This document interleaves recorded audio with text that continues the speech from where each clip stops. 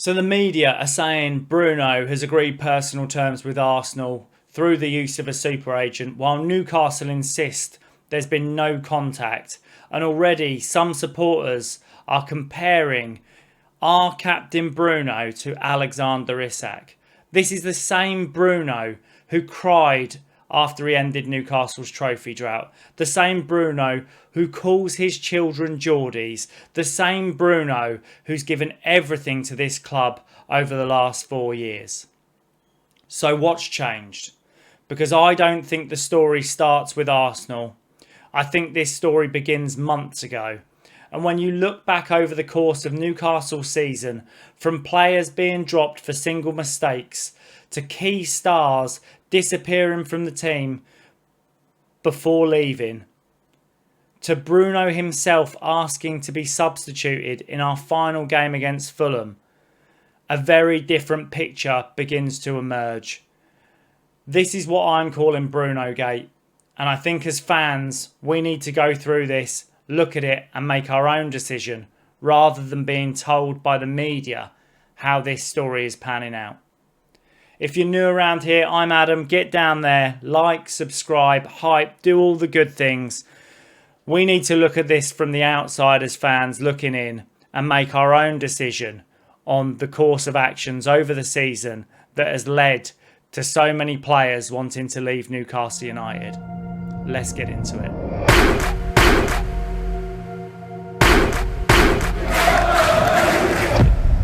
So in my opinion, this isn't about one isolated incident. The timeline for BrunoGate suggests, did Newcastle slowly lose the dressing room? It's about a pattern. Looking back over the course of the season, it appears to be a series of moments when viewed together has raised legitimate questions about, did the key players gradually lose faith in the manager, the system, or the direction of the football club? Have Newcastle United promised ambitions, finances, or direction that they haven't delivered on to these key players? And where I want to start is, on the 14th of December 2025, Newcastle United lose 1-0 away to Sunderland in the derby. It's the first major turning point comes in the Time Weird derby. Nick Woltemade scores an unfortunate own goal and Newcastle lose away 1-0 to Sunderland. Following this defeat, Captain Bruno gives one of the most critical post-match interviews. He speaks openly about his frustration of the team's performance, saying that Newcastle didn't have enough shots, didn't complete enough passes, didn't deliver enough crosses. His anger is clear and the comments suggest his dissatisfaction with the overall performance rather than an individual mistake. The following match against Fulham, Nick Woltemade is dropped from the starting 11. He only appears for junk minutes from the bench. From the outside looking in, this feels like the beginning of a decline in player confidence with regards to Newcastle United's management. One costly mistake immediately follows with a player losing his place in the team. And as we move on, Newcastle's heavy defeat to Barcelona, being eliminated from the Champions League, combined with our second derby defeat, the confidence around the club appears to be at the lowest of all time. The game after that derby defeat, Crystal Palace away, Newcastle United lose 2-1 with Anthony Gordon being substituted around 60 minutes in as Newcastle lose again. This proves to be the final appearance for Anthony Gordon for Newcastle United. In the weeks that follow, there are repeated questions to Eddie Howe in the press conferences regarding Gordon's reported injury, whether he'll return before the end of the season, and the expectation is that he will. At the same time, Eddie Howe makes comments suggesting players who don't want to be at the football club will no longer play for Newcastle United. And although the speculation inevitably links those comments to Anthony Gordon, Eddie Howe publicly insists that Anthony Gordon remains 100% committed to Newcastle United, in the same way Eddie Howe claimed Alexander Isak was 100% committed to Newcastle United. Despite those reassurances, Gordon never plays another minute for Newcastle United before completing a move to Barcelona at the beginning of the summer transfer window. Viewed retrospectively, it raises understandable questions about whether there's more happening behind the scenes than what we're being told by the football club. Now, I move on a few games from this to Newcastle at home versus Bournemouth, where we lose 2-1. And a significant moment happens for Lewis Hall. Lewis Hall makes an error which leads to Bournemouth's second goal, and Newcastle lose again. The immediate consequence of this is Lewis Hall loses his place in the team, and Dan Burn is selected as left back for the next 2 games. Dan Burn continues at left back. Newcastle lose once again to Arsenal. When Lewis Hall is eventually reinstated to the side, he's not restored in his natural position as left fullback. Instead, he's deployed at right back against Forest, and Newcastle concede down his side to Elliot Anderson. Whether intentional or not, this represents another example of a player making one mistake before losing his place in the side and returning in an unfamiliar role. From the outside looking in, this could easily affect the confidence and contribute to the growing frustration within the squad. And this brings me to the close of the season, where I feel this is the penultimate straw that broke the camel's back, in my opinion. By the final game of the season, Newcastle's hopes for qualifying for European football are over. Before a ball is kicked, Sandro Tonali is reported to have suffered an injury during the warm-up and is withdrawn from the squad. Only weeks later, he completes a £100 million move to Tottenham Hotspur. Then becomes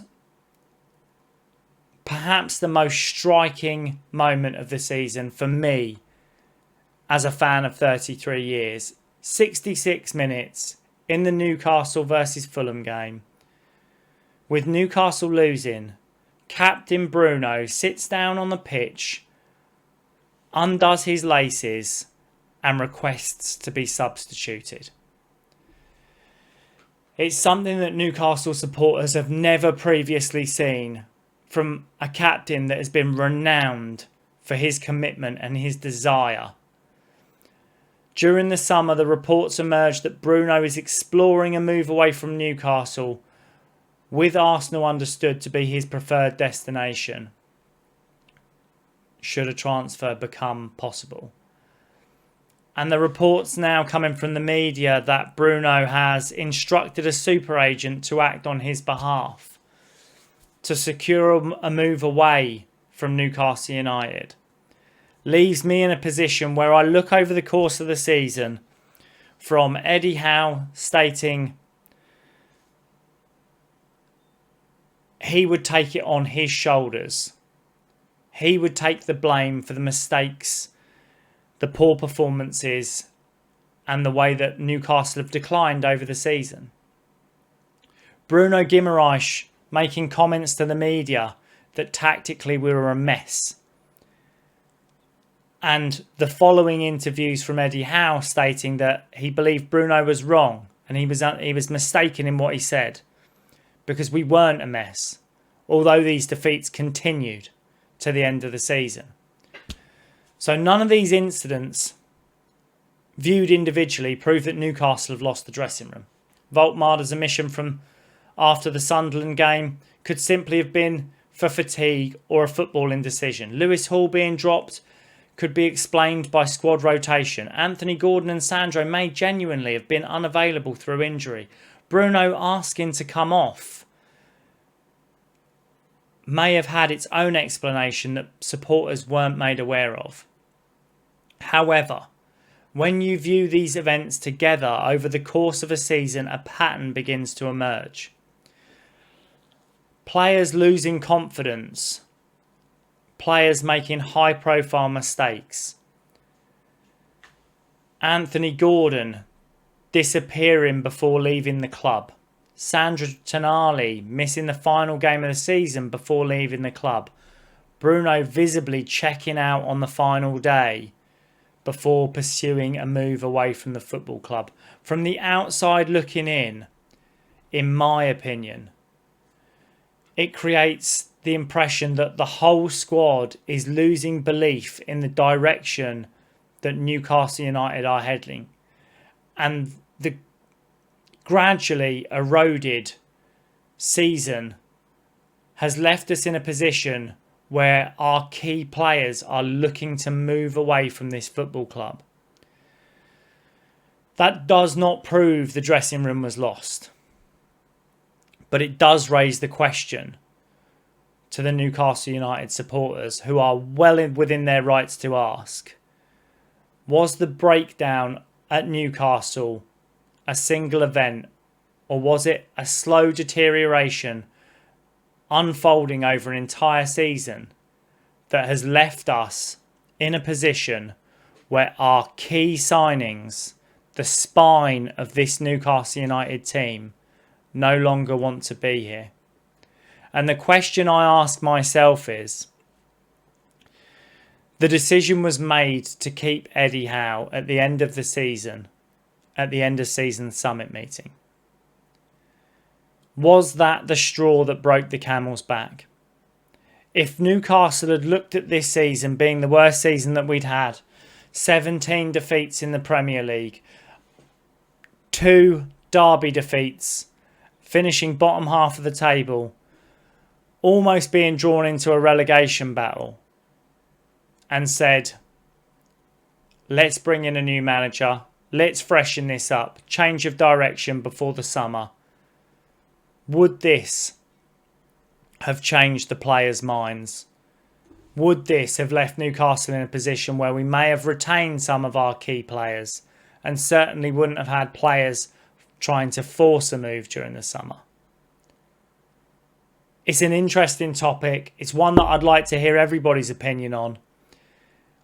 Like I say, it's open to debate when you look through this over the course of the season. But it does leave us in a position where we have 3 of our key players pushing for moves at the end of the season, and key incidents over the season that have left players, in my opinion, losing confidence in the football club. If you've enjoyed the video, like, subscribe, hype, do all the good things. Make sure you hit me up in the comments. Let me know your opinion, even if you disagree. This is one where the fans should be the people making the decisions on what we believe has happened at the football club, not the media telling us what has happened at the football club. Thanks for watching the video, and hopefully, guys, I will see you in the next one.